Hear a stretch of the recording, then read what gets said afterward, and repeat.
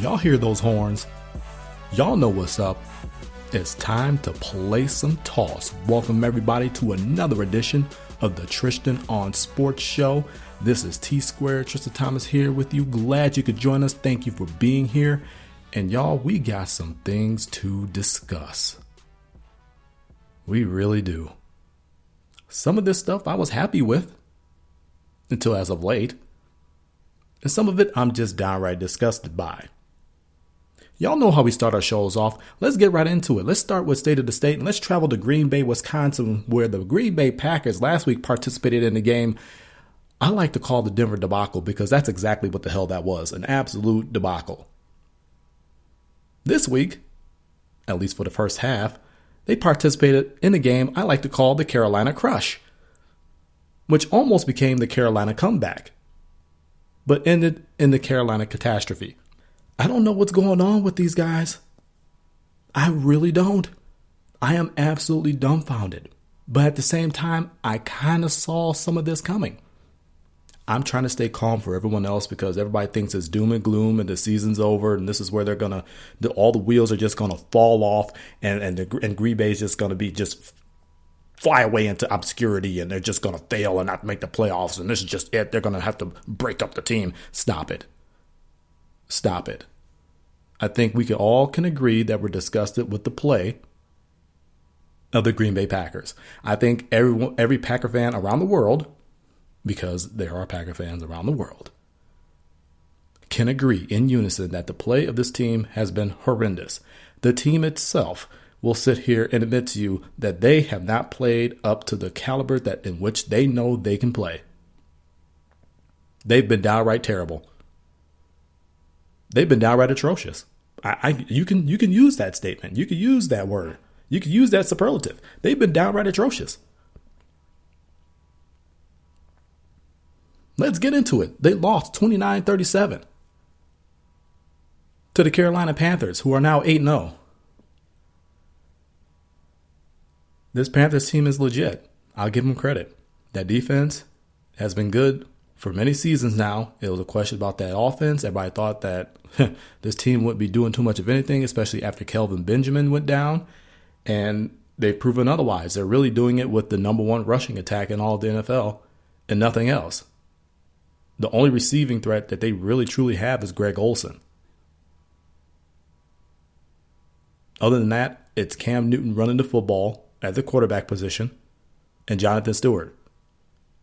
Takeaways by that defense, and sometimes that defense does score, but it's really ground and pound football for those guys.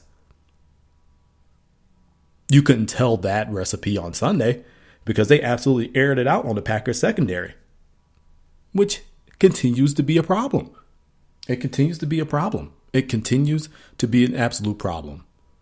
But there's problems all across the board. Let's get into the offense, if you can even call it that. Now, these numbers look very, very rosy because they were in a comeback situation.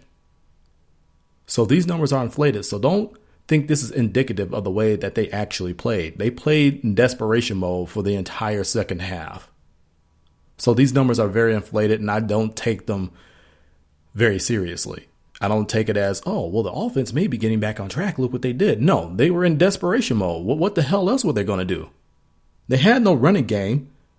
Eddie Lacy, 5 carries, 10 yards. This is becoming disgusting. You know what? I can't even say this is becoming disgusting. This has become disgusting. I don't know what it is with Eddie Lacy. A lot of people are saying, oh, it's his weight. Maybe. But you got an article on PackersNews.com saying that they're saying the same thing I've been saying for weeks now.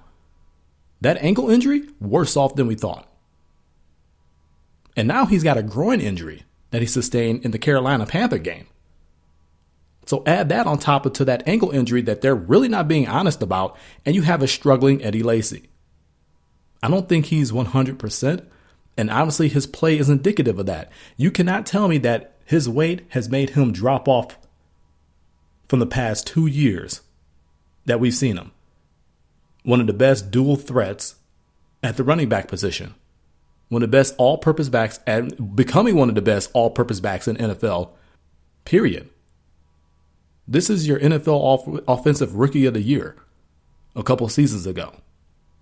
This is a guy who, when Aaron Rodgers was out with that broken collarbone, you put the rock in his hands and he pretty much ran you into the playoffs. You rolled him down that stretch. So I'm not going to sit here and say it's his weight. You have big running backs that have played the game and have been very effective. Brandon Jacobs, last I checked, he had a Super Bowl ring. Oh, there's a big guy that just went into the Hall of Fame this season. Jerome Bettis, the bus. So don't sit here and tell me that his weight is a problem. There are guys who have played a lot bigger than what Eddie Lacy is playing. And we know he's playing heavier. He's even admitted that much. But even he will say, hey, look, I'm not meant to be small. Look, there are certain players that need to play at a certain weight because it makes them most effective. But I don't think the weight is a problem. I don't think that's a detriment to him. I think the fact that he's not healthy and this offensive line is not blocking for him. They're really not blocking for any running backs. Yeah, James Starks had a 100-yard day a couple weeks ago, but what did he do this week? I think it was like 10 carries, 38 yards. That's not what you want. That's less than 4 yards a carry. Eddie Lacy was worse than that. So everybody thinking that it's his weight. His weight is the problem. Look, is it a problem? Who knows? I don't think it's so much of a problem that he can't go out there and do his job. I think it's the fact that he's not 100% and the fact that this offensive line has not been able to open up any kind of running lanes for any running back. All the good games that James Starks has had, he's made those cuts on his own. Do you want an example? Go look at that San Diego game where he reversed field on the entire line and ran down the right sideline. And you tell me that was a hole opened up by the offensive line, and I'll walk straight up to your face and call you a damn lie. The offensive line has not been able to open up any kind of running lanes for these running backs whatsoever. Very inconsistent, very poor. Segue. I'll be doing the Packers report card later in the show. But back to what I was saying, this offensive line has been god-awful as far as opening up any type of running lanes for the running backs this year. Doesn't matter who is back there. It could be Alonzo Harris. We've seen Eddie Lacy's struggles. It's not like James Starks has been lighting the world on fire either. Hey, he's been making his mark in the receiving game as well. He had 83 yards and a touchdown catch. This is all receiving. This past Sunday. Randall Cobb, 99 yards. Touchdown. Devontae Adams, it's good to see him getting back healthy from his ankle injury. He had 93 yards receiving. Richard Rodgers had 2 touchdown catches, but a myriad of drops and failed catch attempts when they needed him most. Aaron Rodgers, 369 yards passing, 4 touchdowns, and a pick. And really, I don't even think they should count that because it was 4th and goal. They had a shot at tying this game had they got the touchdown and 2-point conversion, and they came up with a pick. He had Randall Cobb wide open in the right corner of the end zone. Nobody was by him. He was literally standing there, started a campfire, was roasting marshmallows, made s'mores. Nobody was around him. He was camped out. And the MVP of the league missed him because this offensive line, also in addition to not being able to open up any running holes, has failed in protection as of late. When your MVP quarterback, when you're Super Bowl winning quarterback, when your Super Bowl MVP winning quarterback does an interview and says he was scared by something, that speaks volumes. That should tell you right there that something is going on with this offensive line. And if he's not comfortable, the inflappable Aaron Rodgers, a guy who you see stay cool and no matter what the situation, if he set out and said that he was spooked by something, you have a problem on your hands, and that needs to be dealt with. I said before, when they went to their bye week, after they came out of their bye week, I was looking for adjustments to be made. I haven't seen any kind of adjustments whatsoever. I've seen nothing. I've seen them calling the same plays. I've seen the same protections. I've seen no real change whatsoever. Now, obviously, when they went to their bye week, they were undefeated. They were 6-0. I guess the coaching staff felt good about the way they played. But for where I stand, for what I see it, and for watching the games multiple times, you weren't doing that hot on offense. Your offense was sputtering at best. And you felt no need to make any kind of adjustments. I don't understand that. I don't understand that at all. You guys are actually there at the game. You guys do the work and do the preparation for these games to get these players ready. And you mean to tell me that you couldn't see what I saw? You couldn't see what a lot of other people saw? And they're not even a part of the organization? That there needed to be some adjustments made? Now look, there's some people out there calling for Tom Clement's head already. To those people, I say sit down and shut up, because those are the same knee-jerk reactors that I've been talking about all along on Toss. The people who are quick to pull the trigger and not have a candidate to bring in. So y'all need to chill on that. It's been half a damn season with him as a play caller. I don't think the play calling is suspect. I just think the execution is suspect. Can there be adjustments made to the play calling? Absolutely. I think they need to call plays that are going to get these wide receivers separation, seeing as how they can't really create it on their own or haven't been able to. And look, the last 2 weeks you faced premier defenses, but way before your bye week, you faced some good defenses. St. Louis is a good defense. You have Seattle. They're a good defense. You faced good defenses before you faced the number one defense in Denver and a very good defense in Carolina. So you can't really say, oh, well, they faced, some stout defense. They faced stout defenses and did very well against them. Yeah, it was a little bit of a boxing match, but that's what you expect against a good defense. But you were still able to get separation on those guys.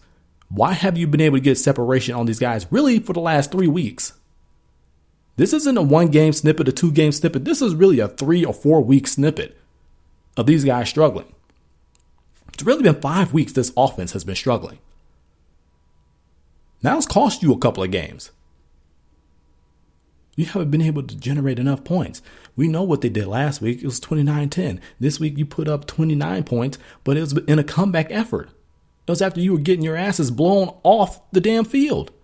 When something's not working, you need to go and make adjustments. And I think they understood they needed to make adjustments, because when they came back out in the second half, and the first plays they ran was a wheel route with Randall Cobb, and he takes it the distance for a touchdown to get you right back into it. That's what you need to do. You need to be a good in-game adjuster. And I haven't seen that. Even after the bye week, I haven't seen that. It's one thing to stick with your guns, but it's another thing to be stupid. Not adjusting to what you have, not adjusting to what they're able to do and what other teams are doing against you is stupid. And you hope 2 games will teach them that lesson. You claim to have been humbled in Denver, but you come back out with that kind of a performance in Carolina. That's what I'm mad about. I don't think this is a lost season by the Green Bay Packers like a lot of those overreactors do. I'm not saying that one bit. I'm not saying let's fire the entire coaching staff. I'm not even anywhere near that. I'm mad because you're out here and you're saying one thing and you're doing another. You're saying, oh, we were humbled in Denver. It was a humbling loss. So we need to go back and we need to see if we could do some things differently. You did not a damn thing differently when you faced Carolina. It was the same garbage. And the only reason that scores look at that is because you guys made a furious comeback. You called a couple of plays that were different than what you have been calling, which you should have been doing all along to get your guys some separation. It's crazy. It's really crazy to see this kind of a struggle. Now, back to my point, I don't think this is a lost season for the Green Bay Packers. It is nowhere near a lost season for the Green Bay Packers. I don't know why everybody's talking about that. They're 6-2. You're now tied with the Minnesota Vikings, who I said would be pretty decent this year. I didn't know they would be 6-2 decent, but I knew they would be pretty decent this season. So you hope that some of those changes that you saw in the second half of that game really stick and moving forward, because those guys, the receivers can't get any separation. Aaron Rodgers is spooked because now he's getting a bunch of defensive linemen all up in his grill because his offensive line can't hold water. They can't open up any holes for the running backs to run through, which is causing everybody to struggle. It's just a monumental struggle on offense, period. And you would never thought you would hear that. I think they're 26th overall in overall yardage per game on offense in the NFL. That's bottom half of the league. That's bottom tier of the league. When was the last time the Green Bay Packers were bottom tier in the league in any type of offensive category? It's been a long time. It's not something that you like to see, especially when you have the best quarterback in the world pulling the trigger for you. It's really weird to be in this position, but that's the position that they're in. Now you hope they get their act together because they have a team who hasn't won in the state of Wisconsin in 20 plus years, and the Detroit Lions coming to Lambeau Field, and Toss will be in the building. I will be there at that game. I'm going to watch it up close. I'm going to see it, and I'm going to let you guys know what's going on. I want to see this firsthand. Maybe the TV is telling me lies. It is called television, telling lies to your vision. So maybe I need to go to Lambeau Field and check them out for myself. And I will do that this Sunday against the Detroit Lions. But let's talk about this defense. Let's talk about the fact that they continuously get the barn doors blown off of them. We know Cam Newton's numbers. And here's an interesting thing. I just saw something on Twitter, probably last week, where they compared the numbers of Colin Kaepernick and Cam Newton. And they said one's an MVP candidate and one's about to lose his job. And their numbers were almost identical. It is alarming to see that. My point in bringing that up is the fact that Cam Newton has not been blowing the barn doors off of anybody with his passing ability because he really has no one to pass to. Again, other than Greg Olsen, he has no one to pass to.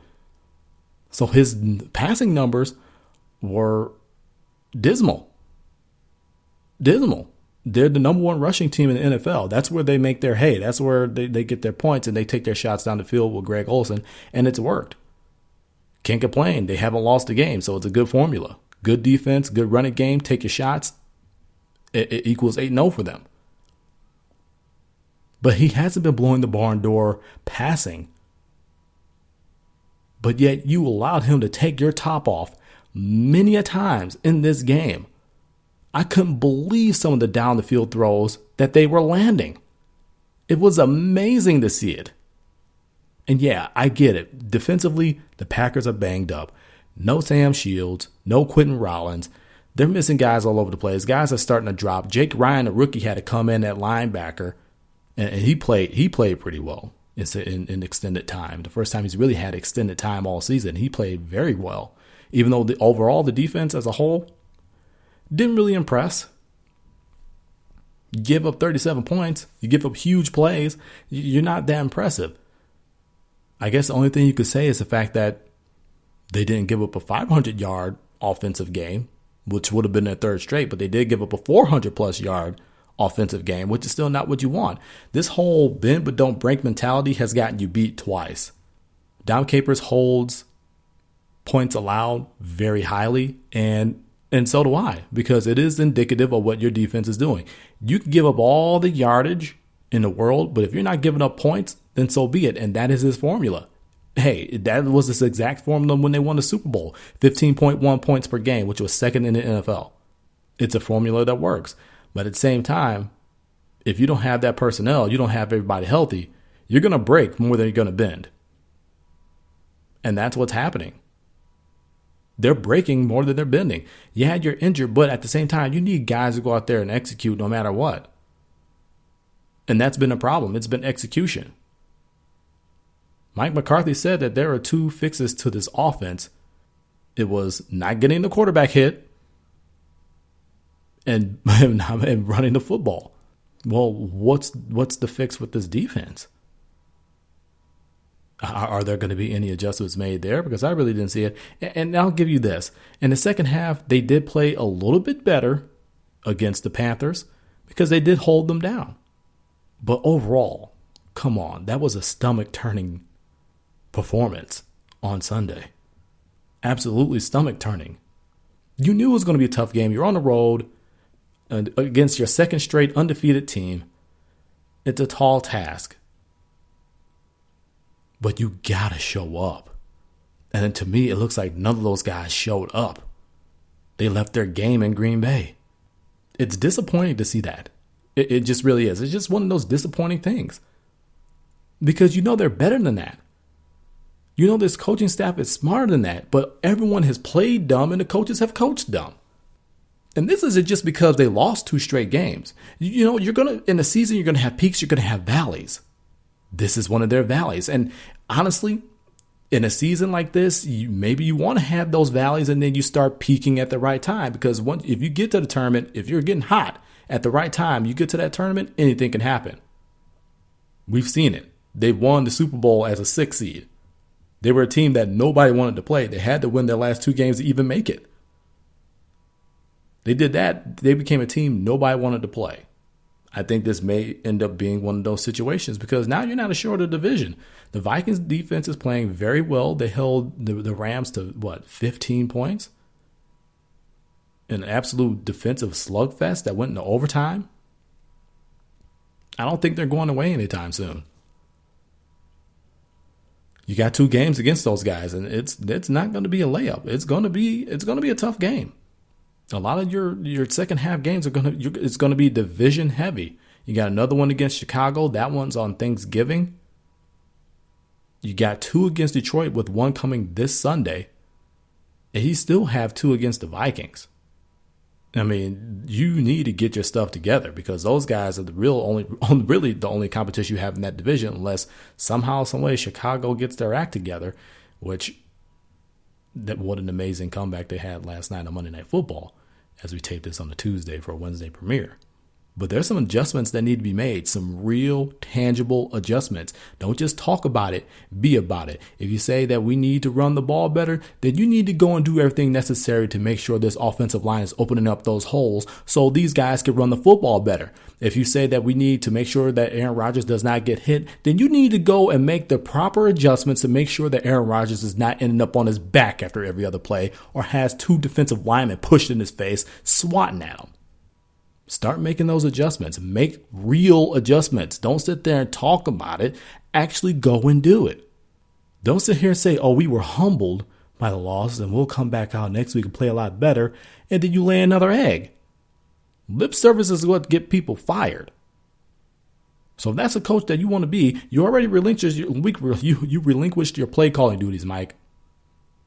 Because you wanted to have your hand all over the team. You wanted to be in the special teams meeting, in the defensive meeting, in the offensive meeting, offensive line coach. You wanted to be everywhere. So now it's time to make sure that adjustments are being made everywhere since you want to have your imprint on all of it. You're 6-2. You're at the halfway mark. You got 8 games left. Now's the time to go and make your move. Are you going to do it or are you just going to roll over? Are you going to give lip service or are you going to actually go out there and actually be about it? We'll see. Detroit Lions, Lambeau Field, this Sunday, noon. I'm looking for them to play a lot better. But really, how much can you tell? It's a 1-7 Detroit Lions team. I wouldn't take them lightly, despite all the turmoil that they have. But even if they go out there and win big, how much can you really tell? This is a struggling ball club. But at least it will be a win in the back pocket and a win in the division. You keep moving forward, trying to march towards those goals that you have set in front of you. But the main goal right now should be to make adjustments and to get better. Because the team that I've seen for the last 4 or 5 weeks has been really mediocre and has been really fortunate to make it out with some of those wins that they did. Make those adjustments so you can get better. Because now's where you make that money. The season's starting to change. Starting to get a little bit colder. Stretch run of the season is coming up. It's time to make hay. It's time to lose this streak. It's time to get better. It's time to move forward to all those goals that you're trying to achieve. But I know right now I'm absolutely disgusted with the play. And I think everybody else is too. But like I said, always try to put a positive spin on it. Hopefully they'll get better. You always got to have hope. That's what the coaches are there for. They're supposed to be teaching. The players are supposed to be learning and executing. Let's hope all that comes together for the rest of the season. Let's continue with the state of the state and travel to Milwaukee, Wisconsin, where the Milwaukee Bucks are on a 4-game winning streak. Oh, wait. No, they're not, because they got beat tonight by the Boston Celtics. I believe those guys had a 12-point lead at one point in the first quarter. And guess who decided to come in and squander it? The bench. Yeah, the bench decided to come in and squander another lead. Oh, you gotta love that Bucks bench, man. They come in and they're supposed to be full of energy. Oh, wait. They're going, oh, well, let's see. No, the 12-point lead has become a 9-point lead. Okay, it's gone down to 7, 5, 4. Oh, crap. Now we're down 3 points. Oh, wait, crap. Now we're down 10. Oh, no, now wait. Now we're down 17. Has anybody seen this story before? And if you have, aren't you sick and damn tired of it? Because I know I am. Let you guys in on a little secret. When I do toss, I don't do any type of script. This is all off the top of my head. But what I do is I do my research. I write it in my nice notebook. I have a general outline of what I want to talk about, the points that I want to hit, but never a script. I came in with all these positive stats and everything else. But then I said, you know what? I'm going to watch this game and then I'm going to do the recording. And I watched that game and I tweeted a couple things about it at the 2-0 double on Twitter. And I was just flat out disgusted with the play. Now, during the 4-game streak that you had, yes, you beat the Nets twice. The Nets aren't, great, but you played a lot better. The bench came in and gave you a little something. Jared Bayless has been a star off the bench. The guy's been shooting a high percentage from 3, played 47 minutes in Brooklyn. I mean, that was just absolutely amazing. Had a great game, had another great game when they faced him here at home in Milwaukee. He's a good guy to come off the bench. Griffiths-Vasquez needs to stop shooting because it's just not there. The guy can't hit water if he fell out of a boat. He couldn't hit the side of a barn. Okay, it's not there. Stop it. You need to go and do other things and go and work on your shot in the gym so you don't shoot us out of games. It's embarrassing. Chris Copeland, he's given us next to nothing. This bench has been a real concern for me because you have to play starters a hell of a lot of minutes. If you notice, they have at least 1 to 2 starters when that second unit comes in. That's going to get you beat. That's going to wear on these guys long term. This is a long season. 82 games. You can't afford to be having your starters out there 40 plus minutes every single game. That's going to wear these guys out. I don't care how young they are. Everybody gets fatigued. When you're running up and down that court, you're doing it offensively, defensively, you're taking charges. It's physical. That's wear and tear on your knees up and down that court. Then you're jumping, everything else. It is a very physical way to make your living. And it will wear and tear on you. You're human beings. Yes, they're young, but they're going to get worn out if that continues. This bench needs to do better because it's flat out embarrassing the way that they're getting the barn doors blown off of them when the other team's bench comes in. The other team doesn't have to have a starter in with their second unit. They just have their whole entire second unit in there, and they blow you out. What, the starters have to go out there and get 50 points in the first quarter just so the bench could come in and give up 25 and be okay? That's not a formula for winning. And again, yes, I understand they're still missing a couple of guys. MCW is still out. He got off to a great start. He's still out with that ankle injury or that Achilles injury or whichever it is. He's still out. OJ Mayo, still out with that hamstring. You still don't have a fully healthy team. And once you do, those guys are going to slide into their proper roles. Some of the guys you see playing right now probably won't be playing when those guys come back. Or who knows? Jason Kidd likes to jumble up his lineup. We saw that again tonight. He's trying to find a spark, trying to find something that works, and nothing's working. This bench is I don't know, for whatever reason, just has not been working. And they had been a little bit in that 4-game winning streak, but then it reared its ugly head again tonight. And what happened with this why are they shooting so many jumpers? If you noticed in the 4-game win streak, they played an inside-out game. It was inside with Greg Monroe, who was a good passer. You know he could do things on a post. He could step out, hit that 15 to 17-foot jumper. You know he's a rebounding force.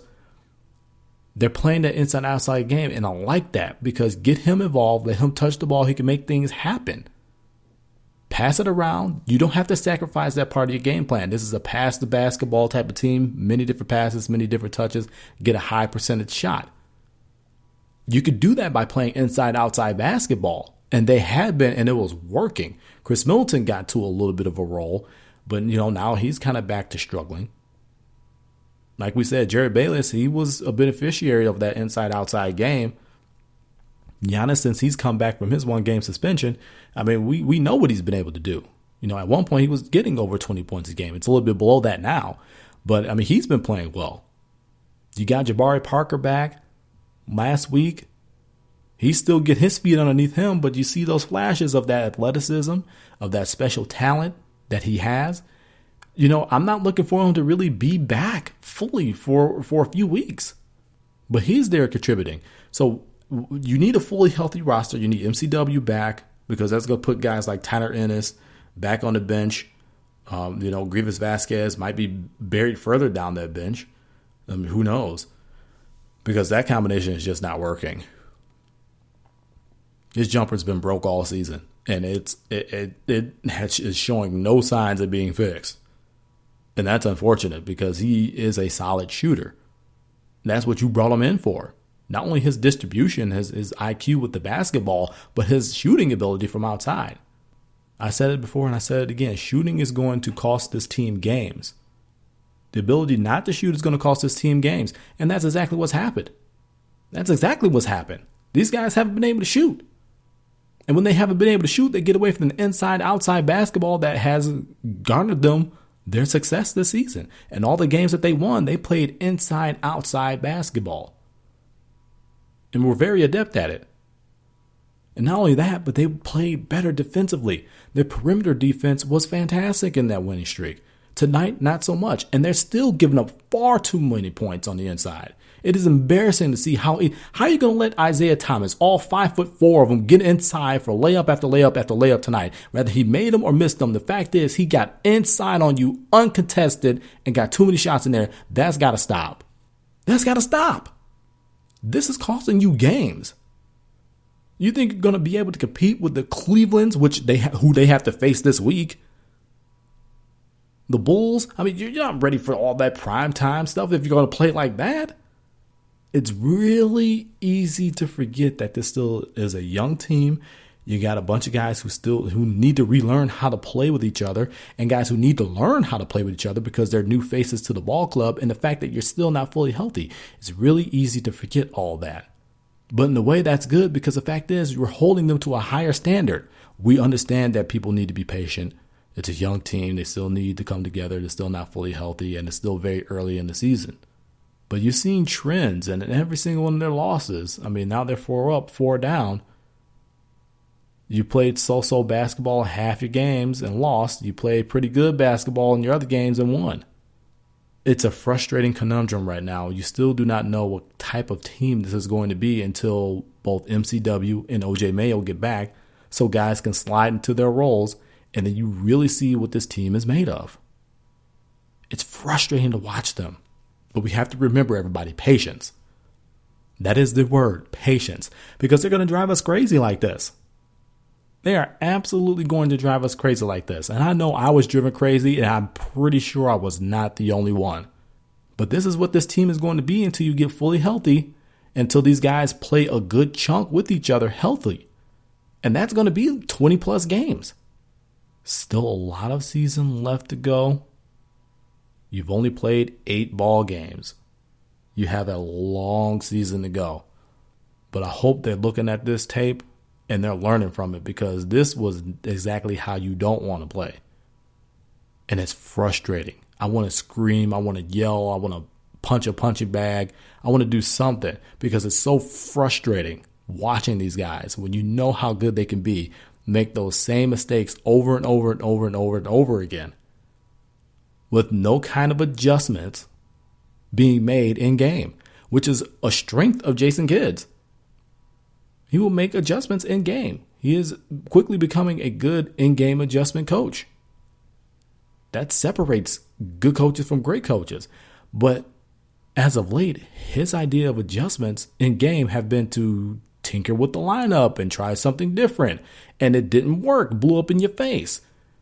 I understand it's trial and error. You got to try something. Maybe they'll give you some life, maybe give some energy. But after a while of watching it and watching them miss jumper after jumper after jumper after jumper after jumper, don't you think that you should just call a timeout and tell these guys to do something else? It's a learning process for everybody, Jason Kidd included. This is only his third season as a head coach. It's hard to believe that only 3-4 years ago he was still playing. He's still learning. He's still growing into the position. This team is still learning and growing into their positions. So as frustratingly mad as they make us, as maddening as watching some of their games can be, we still have to practice patience. Because that's what's needed with this team. They're young, they're growing, everybody's not healthy. I think it's still going to come together. I do.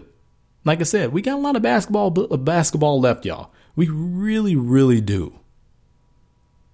We really do. But you just don't want this type of basketball they played tonight against the Celtics to become a trend. And in every single one of their losses, this is what they've done. And you would think, well, you know what? We kind of lost doing this last time. Maybe we should try something different. Maybe we should go back to the inside-outside game here. It's frustrating. It's maddening. I know. But when you get guys back healthy, you slot them into their proper spots. You get those guys, other guys on the bench, slotted to their proper spots, and hopefully they come up with some sort of a spark to where they're not squandering lead after lead after lead. I think health is going to be wealth for this team. Once you get them back healthy, guys are going to slot to their positions. They're going to learn their roles, and they're going to play them to perfection. And that's when the results are going to come. That's when you're going to see longer win streaks than 4.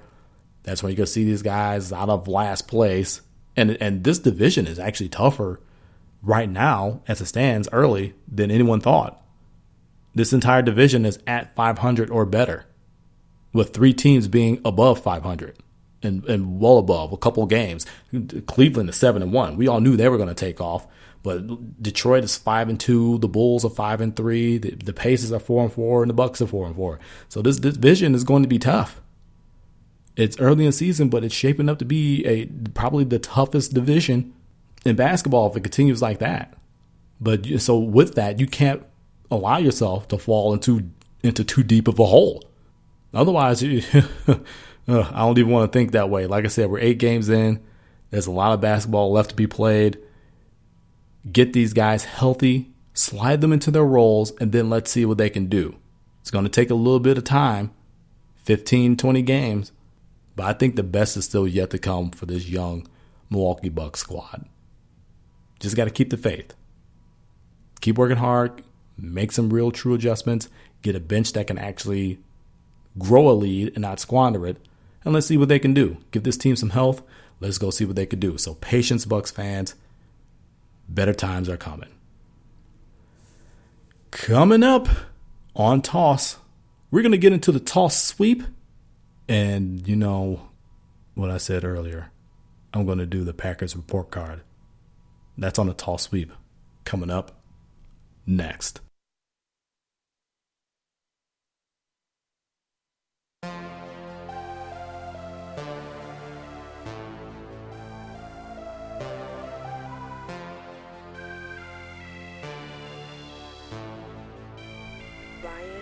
We are on iTunes. So how about you go to podcast in the iTunes section, type in Toss, search us out, subscribe, and make sure you don't miss a minute of Toss. Welcome back to Toss, everybody. Tristan Thomas, T Squared here with you. And it's time to run the Toss sweep. Now, usually we go travel to many other teams and many other leagues, and we kind of talk about them and give them some run. But, you know, I'm going to stay in the state of Wisconsin for this particular Toss sweep, and we're going to grade the Green Bay Packers. Now, this is how my grades are going to work. I'm going to talk about overall offensive and defensive performance, and I'm also going to give individual grades for individual players. Now, I'm not going to run through the entire roster, but I'm going to give key guys a grade. And I'm not going to average it out by their grades and give that make that the total grade. I'm just going to go purely off of my observations, my watching game tape, my breaking down game tape, and seeing what I'm seeing, and give an overall grade and give individual grades. Because an individual grade doesn't necessarily mean that, it's going to equal a great overall grade. So, offensive players, we got to start with number 12, Aaron Rodgers. And, given the fact of his offensive line is not protecting him, and his receivers cannot gain any kind of separation, his grade was at one point an A+. It is now an A. I'm giving him an A. He's running when he needs to keep drives alive. Okay? He's still scrambling to try and hope these guys get some sort of separation when his protection happens to be good. And he's making plays. Now, last week, Carolina Panthers, he did have over 300 yards passing. I believe 369 yards passing, 4 touchdowns. A week before that, 77, which is embarrassing. So over this past 5 weeks, he's kind of been knocked down a peg, but it's not his fault because he's played well. But it's kind of hard to play well as a quarterback when nobody else is playing well. So by that problem there, he has to be knocked down a little bit. So I'm giving him an A. I still think he's an A quarterback so far this season because he's doing what he can. He's doing what he can with what he has. And that's all you can ask of the quarterback. If the receivers can't gain separation, that is not on him. He scrambles and tries to give those guys a chance to get open so he can throw them the ball accurately and in the only spot that they can catch it, which is why he is the greatest quarterback in the world today. And they just haven't been able to do it. So that is not his fault. But at the same time, you are the quarterback. You have to assume some of the blame for that. So he's knocked down to an A. Randall Cobb. Randall Cobb. Carolina Panthers game was the first time we heard his name in any great significance. 99 yards and a touchdown. It was his first touchdown, I believe, in 3 or 4 weeks? That is not going to garner you a very good grade. He is now at a C. Because he is a part of that receiving core that cannot get any kind of separation. Now, people are going to say, oh, well, he's not healthy. Look, he hasn't had any issues with that shoulder. He's been able to go out there, make catches, protect himself. If you're dressed, you're going to go out there and you need to be able to make plays. And he's been out there every single game. Hasn't missed one game with that. He was still making plays with that shoulder early on in the season. So there's no excuse now for the past 3, maybe 4 weeks that he hasn't been able to do it. So I'm knocking him down to a C because I'm not very pleased with his performance. Yes, he had kind of a bounce back performance in a comeback effort this past Sunday, but where was he in weeks past? I mean, last week he led the receiving core with 27 yards in Denver. 27 yards led your receiving core. And you think I'm going to give him a B or an A? You must be crazy. He's a C right now. Again, this is midway report cards. It's the halfway point of their season. They're 6-2. They got another 8 games to go. This is the midpoint report card. Davante Adams, I'm giving an I for incomplete because he's been hurt. We haven't seen enough of him. The Panther game was his best game all year. He had 93 yards. So he gets an I for incomplete because we haven't seen enough of him. Hopefully he can stay healthy, that high ankle sprain does not get re-injured, and we can actually see what he can do. Maybe he'll have a different grade towards the end of the season. You certainly hope so because they need him. So I for incomplete for Davante Adams. James Jones gets a B. Slid that down from an A because we all know where would this offense would have been far worse off out the gates without James Jones. Be clear on that. Forget how many touchdown catches he has. I think it's like 5 or 6, maybe 6 or 7, something in that range. But at one point he had a touchdown catch for every game that he played. Out of the gates, this offense would have been much worse without him being here in Green Bay. So you have to give him credit for that. He injected life into those guys, especially when the other receivers were getting hurt and couldn't really do anything. They were keying in on Randall Cobb and other things of that nature. And he stepped up, but he's another guy that's been missing for the past few weeks. So he gets knocked down, but he gets knocked down to a B because, again, where would this offense be without him? They would have been off to a far worse start to begin this season without him than with him. James Starks, I'm giving a C. Giving James Starks a C. Yes, he's come in and he's played the starting role for Eddie Lacy. I think he has the only 100-yard rushing game for the Packers this season. He's played well in spots, and then again, he's kind of also disappeared at times. So he's average. I'll give him a C. Moving forward, it looks like he's going to get a lot more time. I would not be surprised to see him start a few more times, but as of right now, he's average. As all running backs for the Green Bay Packers are. They're average. Eddie Lacy, I'm giving an F. Period. F. I don't need to rattle off all the numbers.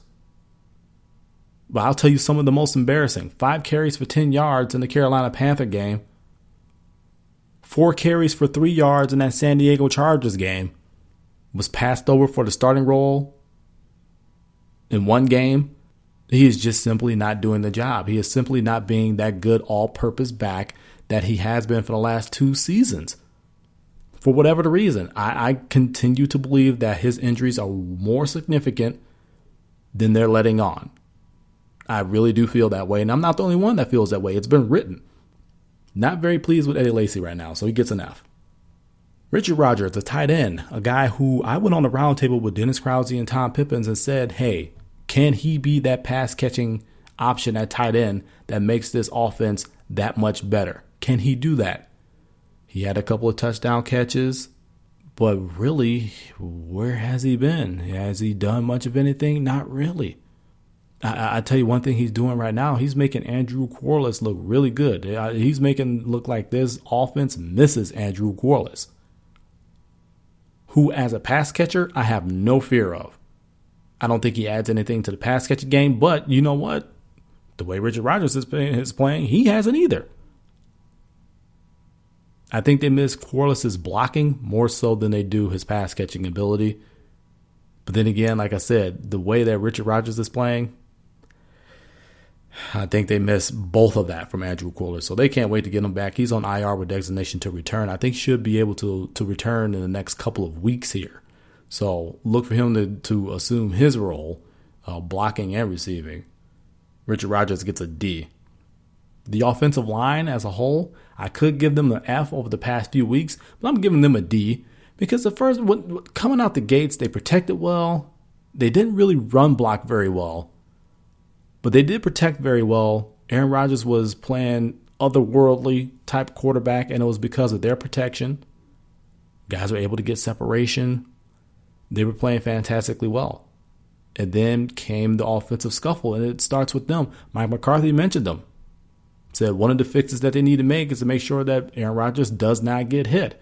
That starts with the offensive line. The other thing he said was that they need to be able to run the football. Both of those instances have to do with the offensive line. So I'm giving them a D because they played well to start the season, and now they've absolutely, completely faltered.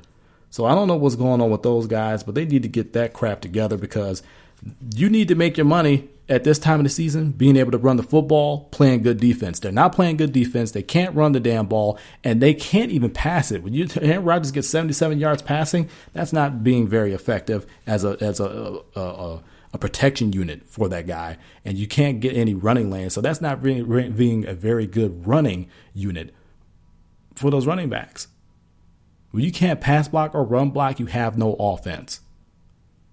Those guys are better than that.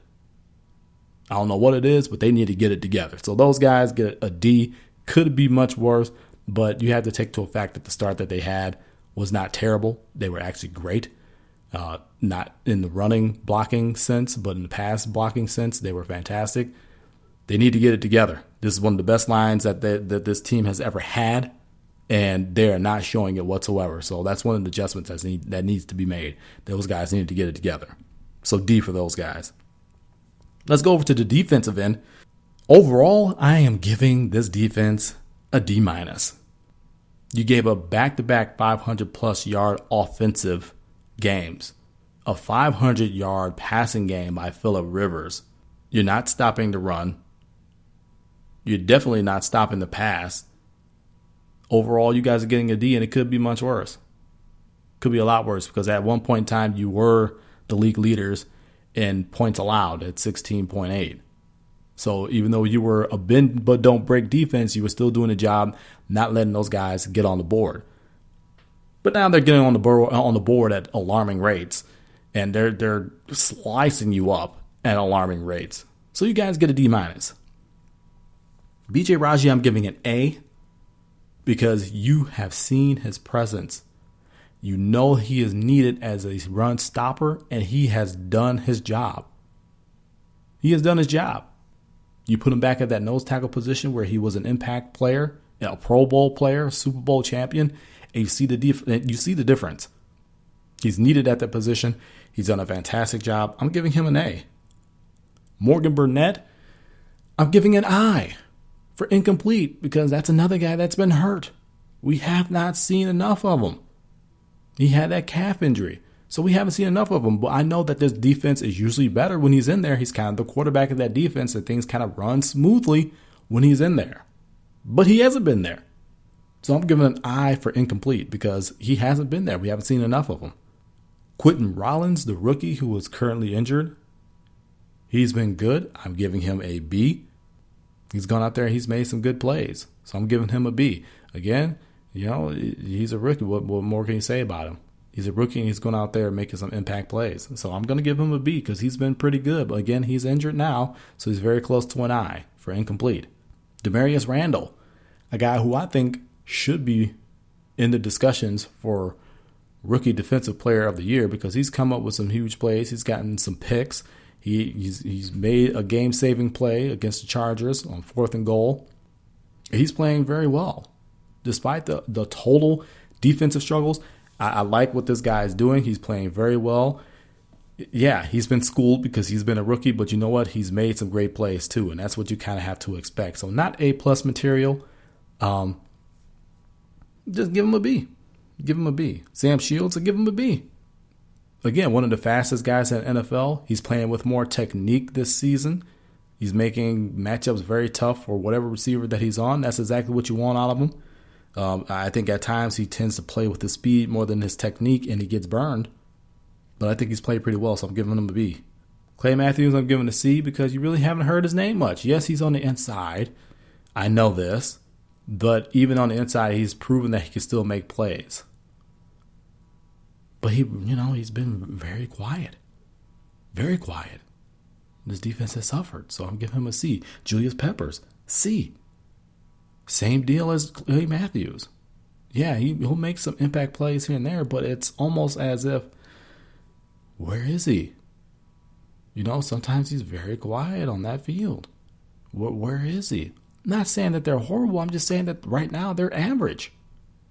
They're just average. But overall, as a defense, it's an absolute D-. You can't continue to give up 500-plus yard offensive games, even though they didn't give one up to the Panthers, but it was still 400-plus yards of offense that the Panthers got on you. So there's definitely adjustments. There's definitely work that needs to be done by each individual player and each unit. Hey, I could have given a report card to special teams. Special teams has been good. We spoke about them last week. Whenever you don't hear their name, it means that they're doing the job. Because when you listen to names like Bostic and things like that, that means that somebody messed up. When you know the defensive or when you know the coordinator's name, his name's plastered all over the place, like whatever that guy's name was. What was it? Slocum, whichever one it was. I think it was Sean Stock, the old special teams coordinator. When you know his name, when you hear his name constantly, it means that something's wrong. You don't hear Ron Zook's name. That's special teams coordinator, for those who don't know. So that means he's doing his job on special teams. So special teams has been good. Not really going to grade them, but they've been good. We talked about them already. But overall, D- for the defense. Overall offense, offensively, you got to give those guys a D as well, because now they're playing below average. They're playing far below average, and that's not what you want. You can't afford that. And like I said, you just hope for adjustments, real, true adjustments. You're in a stretch run. This is where you make your money. Put up a shut-up time. I prefer you guys put up so you can hold up that Lombardi trophy when it's all said and done. Make it happen. This is Toss.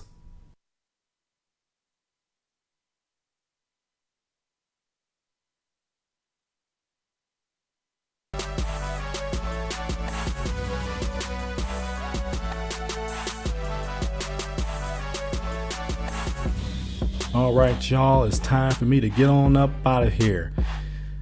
Man, this has been another edition of Toss. Believe it or not, it's been episode 10. We made it to double digits, y'all. We're still going strong. We got a lot more coming for y'all. So I want to thank everybody that has liked our page, has been engaging, interacting on our page. We got lots of people from worldwide. I love you guys. Keep it growing, keep it moving. Remember, check out our Facebook page. That's Toss Show. Actually, it's not Toss Show, it's TON Sports Show on Facebook.com. That's TON Sports Show. Our Libsyn link is tossshow.libsyn.com. We are also on iTunes and Stitcher as always, so make sure that you get a hold of us on each and every single one of those mediums.